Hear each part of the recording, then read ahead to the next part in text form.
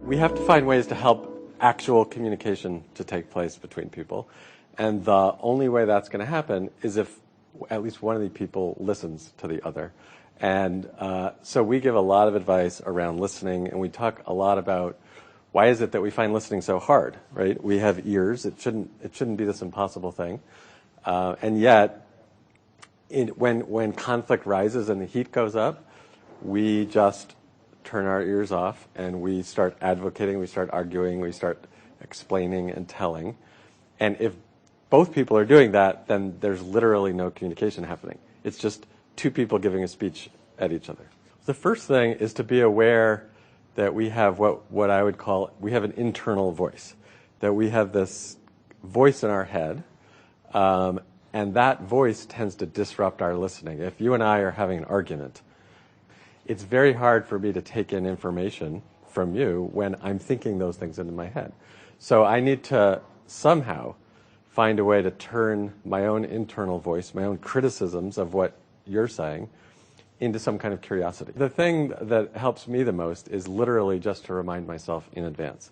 Because no matter how much you study communication, no matter how much you think about it, listening and inquiry is never going to be the thing that you just want to do naturally, especially when there's real conflict. And so literally before I have a conversation where I think there might be some conflict, I just remind myself, I say to myself, okay, I'm going to want to go in, I'm going to want to advocate, argue, disagree, blast the other person, whatever it is. But knowing that, what I'm going to at least try to do is say, interesting, tell me more. Help me understand why we see this differently. What are you looking at that I don't see? I think it starts with each individual, right? Each individual is looking out and saying, well, no one else is doing it, right? How can we train everybody else?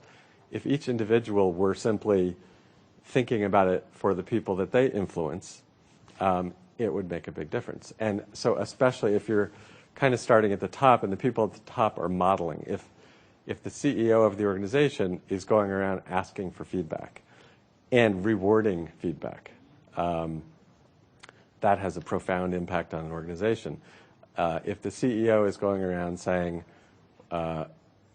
we're not trying to blame people when something goes wrong, we're trying to understand what happened so that we can improve, that has a big impact on the organization. So the further up you go in terms of disseminating the skills, the more impact you're going to have.